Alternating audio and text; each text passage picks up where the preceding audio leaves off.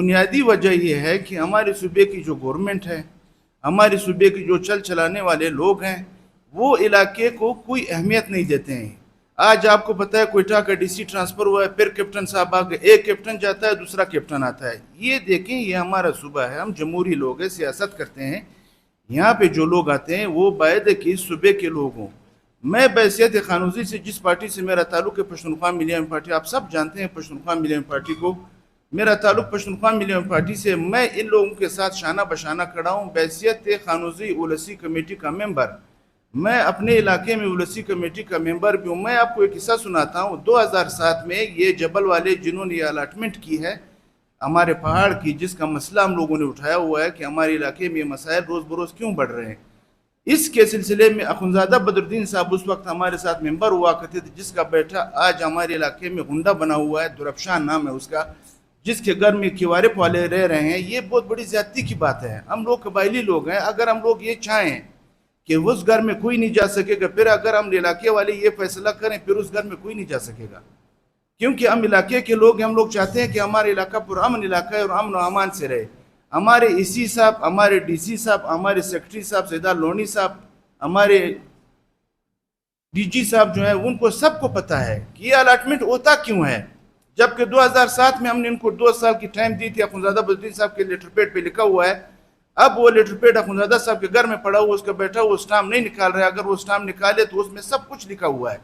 پھر بات یہ ہے کہ ہمارا علاقہ ہے، یہ ہمارا کرومائٹ ہے، ہمارے دوسرے معدنیات ہے، اس کے مالک ہم علاقے والے کیوں نہیں بن سکتے ہیں؟ جبکہ ہمارے علاقے کے لوگ شریف لوگ ہیں، 100% تعلیم یافتہ لوگ ہیں۔ ہم لوگ تعلیم یافتہ لوگ ہونے کے ناطے اپنے علاقے کے لوگوں کو یہ صبر دلاتے ہیں کہ بھائی آپ لوگ صبر کا دامن نہ چھوڑیں، ہم لوگ ان لوگوں کے ساتھ بات کریں گے، مذاکرات کریں گے۔ یہ لوگ کبھی کیا کہتے ہیں، کبھی کیا کہتے ہیں، ان باتوں سے ہمارے مسائل حل نہیں ہوتے۔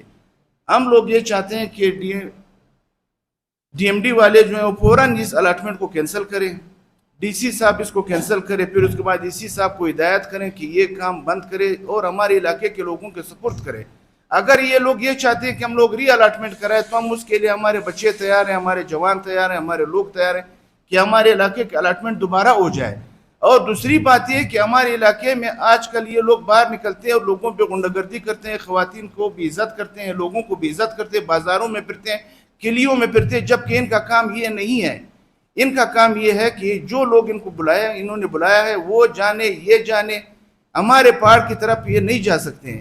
آپ کو بتاتا چلوں کہ یہ رات کو پہاڑ میں سروے کرتے ہیں۔ آج تک کسی نے پہاڑوں کے سروے رات کو کیے ہیں؟ اندھیرے میں سروے ہوتے ہیں، مگر یہ لوگ سروے رات کو کرتے ہیں، دن کو یہ آ نہیں سکتے ہیں۔ مسئلہ یہ ہے کہ ہمارے جو خانوزی کا یونین بنا ہوا ہے، نوجوانوں کا جو یونین بنا ہوا ہے، وہ اسی پہاڑ کے سلسلے میں بنا ہوا ہے۔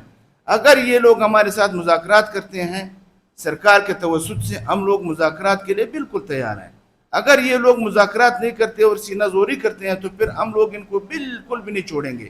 یہ پہاڑ ابھی 3 مہینے سے بند ہے، اس کو 3 سال لگتے ہیں، 30 سال لگتے ہیں، یہ بند ہی رہے گا۔ کوئی مائی کا لال اس کو سٹارٹ نہیں کر سکتا ہے جب تک ہمارے یونین اور ہمارے علاقے کے لوگ اس کو سٹارٹ نہیں کریں گے۔ سرکار چاہے ایف سی لائے، چاہے کیوارپ لائے، چاہے لیویس فورس لائے، ہمارے علاقے کے 25,000 نوجوان ہم وقت تیار رہتے ہیں اس کام کے لیے کہ کوئی زور ہمارے ساتھ نہیں کر سکتا ہے۔ ہم لوگ سرکار سے اپیل کرتے ہیں، گورنمنٹ آف بلوچستان سے اپیل کرتے ہیں، وزیر اعلیٰ سے اپیل کرتے ہیں کہ اس کے لیے قدم اٹھائیں۔ آج ہم آپ کو ریکویسٹ کر رہے ہیں کہ آئے ہمارے ساتھ بیٹھے، اس مسئلے کو حل کریں، سارٹ آؤٹ کریں۔ اگر آپ لوگ آج اس مسئلے کو حل نہیں کرنا چاہتے ہیں تو کل پھر جب ہمارے پاس آپ آئیں گے پھر ہم ان نوجوانوں کو نہیں روک سکتے۔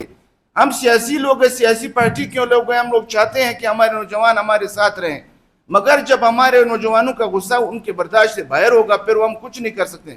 بار بار ہم نے ان کو کہا ہے کہ آپ روڈ بند